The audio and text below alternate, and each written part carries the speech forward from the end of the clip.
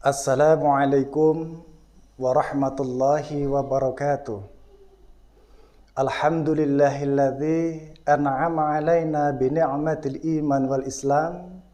Asyhadu an la ilaha illallah wahdahu la syarikalah wa asyhadu anna Muhammadan abduhu wa rasuluhu la nabiyya ba'dah.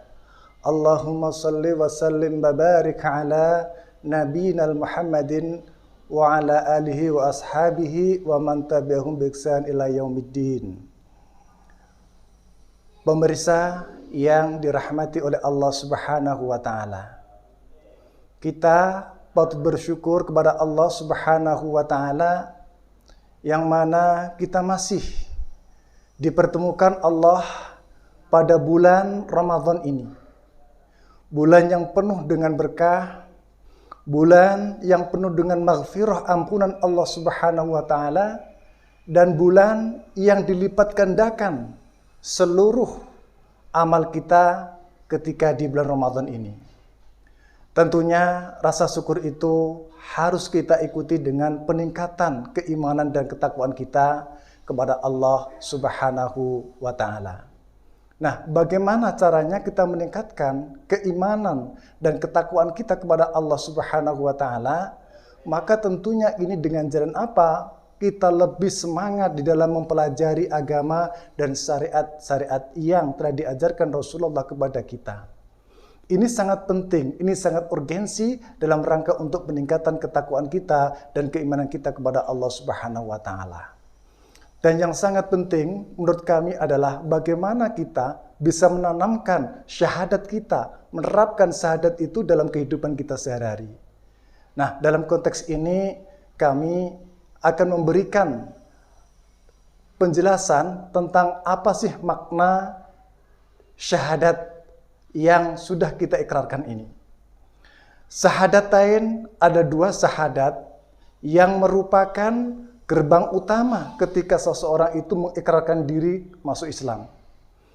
Ketika kita ingin masuk Islam, harus melalui gerbang utama yang dikatakan dengan ikrar syahadat ini. Syahadatain yang pertama ada dua syahadat. Yang pertama adalah syahadat tauhid. Yang kedua adalah syahadat Rasul. Syahadat tauhid adalah asyhadu an la ilaha illallah wa asyhadu anna Muhammad Rasulullah. Jadi syahadat tauhid adalah asyhadu an la ilaha illallah. Bahwa di situ memberikan penjelasan kepada kita kesaksian bahwa tidak ada ilah, tidak ada sesembahan, tidak ada Tuhan yang wajib dan berhak untuk diibadahi kecuali Allah Subhanahu wa taala. Nah, kita mencoba untuk memahami apa sih makna, maksud yang terkandung di dalam syahadat tauhid ini. Ada dua rukun penting di sana. Yang pertama kalimat la ilaha dan kalimat Allahi.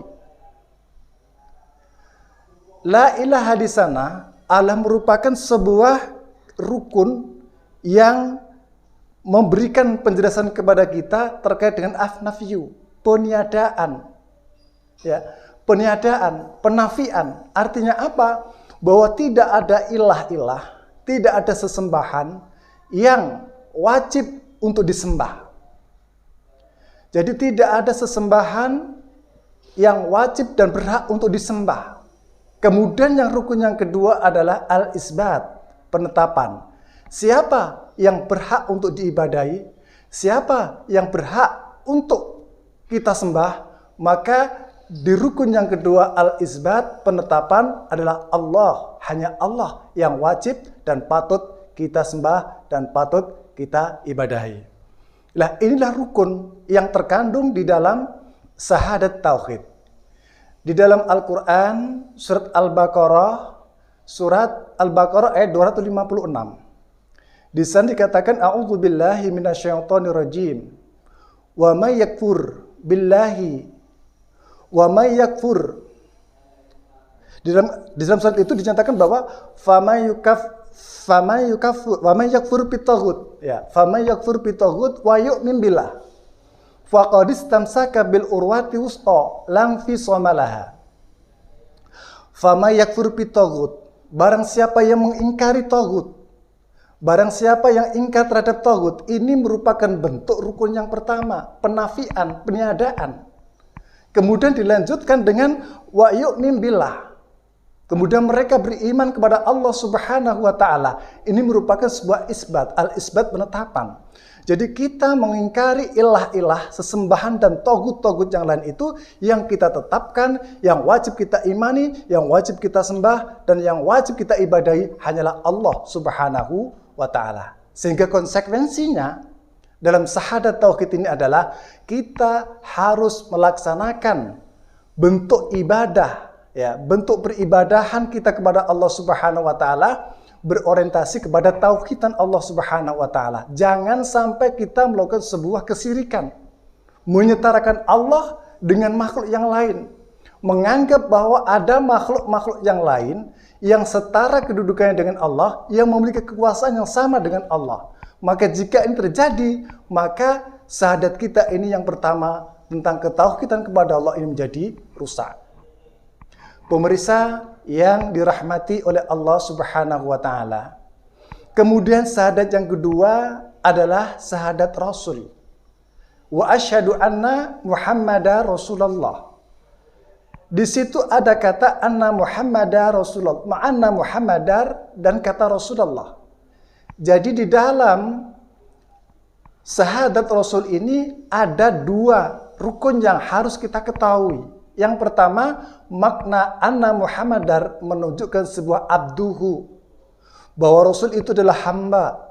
Rasul itu adalah hamba Allah. Artinya apa? Sifat-sifat kemanusiaan yang ada pada Rasulullah itu sama dengan manusia-manusia yang lain. Rasul merasakan sakit. Rasul merasakan bahagia. Rasulullah Muhammad SAW merasakan juga benci dan senang. Ini sifat kemanusiaan yang dilekatkan kepada baginda Nabi Muhammad SAW. Artinya apa? Dalam konteks ini menafikan agar kita tidak berlebihan, terlalu gulu di dalam memberikan sebuah konten-konten yang menganggap bahwa Rasul dan Nabi itu setara kedudukannya dengan Allah Subhanahu wa taala. Jadi syarat atau rukun yang pertama ini adalah menafikan sifat berlebih-lebihan. Kemudian yang kedua adalah rukun menyatakan di situ adalah Rasulullah. Nah, Rasul itu siapa?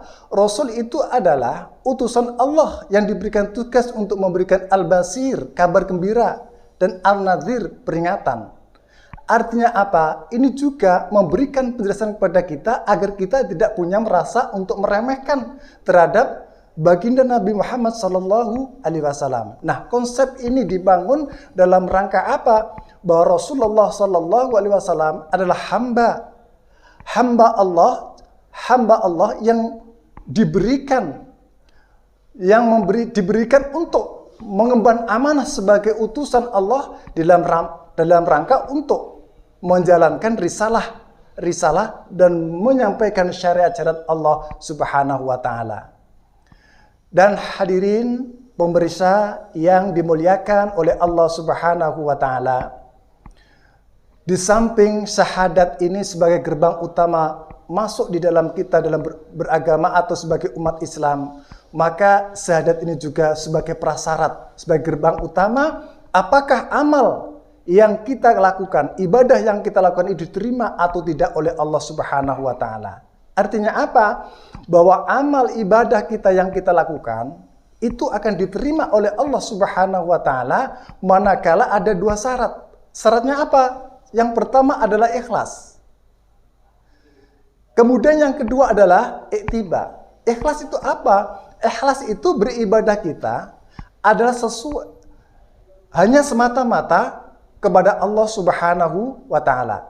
Jadi tujuan, niat yang kita lakukan untuk ibadah itu hanya semata-mata kepada Allah Subhanahu wa taala, tidak kepada yang lain. Kemudian yang kedua adalah ittiba. Ittiba artinya apa? Ittiba itu adalah beribadah mengikuti apa yang telah diberikan Rasulullah, apa yang telah diajarkan Rasulullah. Kita di dalam beribadah ini harus sesuai dengan tuntunan syariat yang telah diberikan Rasulullah kepada kita. Dengan kata lain, kita harus ikhlas menerima dan tidak boleh menolak syariat-syariat yang telah diberikan Allah melalui Rasulnya, yang telah dijabarkan oleh Rasul ini dengan jelas. Sehingga kita tidak ada kewenangan untuk menambah-nambah syariat kalau mungkin dianggap itu kurang lengkap, atau mengurangi syariat yang diajarkan Rasulullah Sallallahu Alaihi Wasallam. Adalah ittiba. Nah, dua syarat ini, pemirsa yang dimuliakan oleh Allah Subhanahu Wa Taala, tidak bisa dipisahkan antara yang satu dengan yang lain. Jika kita di dalam beribadah hanya dengan syarat ikhlas, khusyuk beribadah hanya kepada Allah saja, tetapi tidak ittiba, tidak mengikuti tata cara atau aturan yang ditetapkan oleh Rasulullah, maka ibadah kita itu akan tidak diterima oleh Allah Subhanahu wa Ta'ala.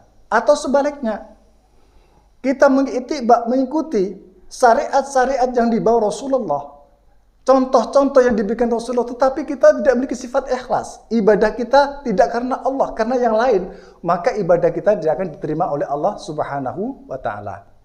Dalam konteks ini, pemirsa yang dimuliakan oleh Allah Subhanahu wa Ta'ala, maka dua syarat ini merupakan two in one, dua yang tidak bisa dipisahkan antara satu dengan yang lain. Nah, ini merupakan bentuk daripada implementasi syahadat kita. Syahadat asyhadu alla ilaha illallah wa asyhadu anna Muhammadar Rasulullah. Maka dengan pemahaman konsep semacam inilah yang nantinya akan mengarahkan kepada kita bagaimana tata cara ibadah kita kepada Allah itu benar dan baik. Demikian pemirsa yang dimuliakan oleh Allah Subhanahu wa Ta'ala, karena prinsip ibadah ini adalah harus ikhlas, dan yang kedua adalah harus mutaba'ah.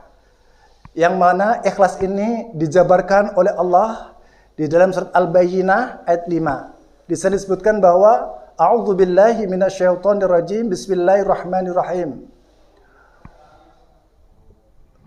Wa ma umiru illa liya'budullaha mukhlishina lahudin.